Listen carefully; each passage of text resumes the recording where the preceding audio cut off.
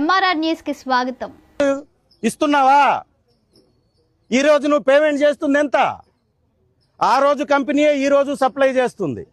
ఆ రోజు టెండర్లు మీరు ఇచ్చినటువంటి టెండర్లే ఈ రోజుకి నడుస్తుంది.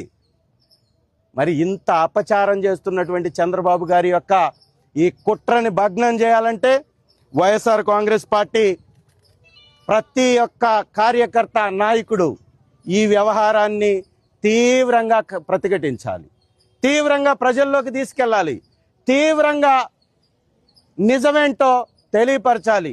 అధికారం ఉంది కదా అని ఫ్లెక్సీలు వేసుకుంటే ప్రజలే ఉమ్మి వేస్తున్నారు వాళ్ళ మీద.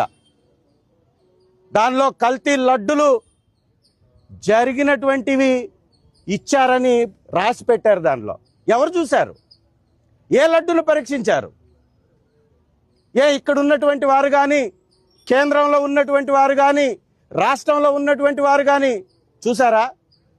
కేంద్రంలో ఉన్నటువంటి బీజేపీ హిందూ మతాన్ని రెచ్చగొట్టి రాజకీయం చేస్తున్నారు అని ఈ విధంగా అనుకోవాలా?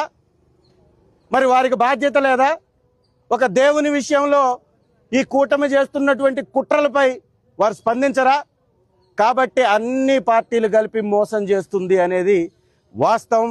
దీన్ని ప్రజలందరూ గమనించాలని ఇక్కడ జిల్లా హెడ్ క్వార్టర్లో వచ్చి ఈ కార్యక్రమంలో పాల్పంచుకునేదానికి అవకాశం కల్పించినటువంటి ఇన్ఛార్జి గారికి హృదయపూర్వకంగా ధన్యవాదాలు తెలియజేసుకుంటూ, ఈ కేంద్రంగానే అబద్ధాలను తిప్పికొట్టాలి, ఈ కేంద్రంగానే తప్పుడు ప్రచారానికి మనం తెర వేయాలి. కాబట్టే ఈ యొక్క కార్యక్రమాన్ని నిర్వహించాం. ఖచ్చితంగా వైఎస్ఆర్సీపీ ప్రతి అంశాన్ని కూడా రానున్న రోజుల్లో లేవనెత్తుతుంది. వాళ్ళు ఫ్లెక్సీలు తొలగించకపోతే మనమే తొలగిద్దాం. అన్నగారు చెప్పారు కాబట్టి వారికి సమయం ఇవ్వండి. తొలగించకపోతే ఖచ్చితంగా మనమే తొలగిద్దాం. మనకున్నటువంటి బలం ముందు, మన ఓటర్లకు ఉన్నటువంటి తెగింపు ముందు ఇవన్నీ ఫ్లెక్సీలు ఒక లెక్క కాదు. ఎంతో మంది జైలుకి వెళ్ళారు. ఎవరన్నా ఆగారా? 220 రోజులు పైచీలకు చెవిరెడ్డి భాస్కర్ రెడ్డి గారు, కాకాని గోవర్ధన్ గారు, అనేక మంది ఉద్దండుల్ని పంపించారు. ఎవరైనా భయపడ్డారా? వాళ్ళు బయటకు వచ్చి ఎలా మాట్లాడుతున్నారు? ఇంకా బలంగా మాట్లాడుతున్నారు, ఇంకా శక్తితోటి మాట్లాడుతున్నారు, ఇంకా ధైర్యంతో మాట్లాడుతున్నారు. కాబట్టి మీరు చేసేది ఏమీ లేదు. మీ కేసులకి ఎవడూ భయపడడు.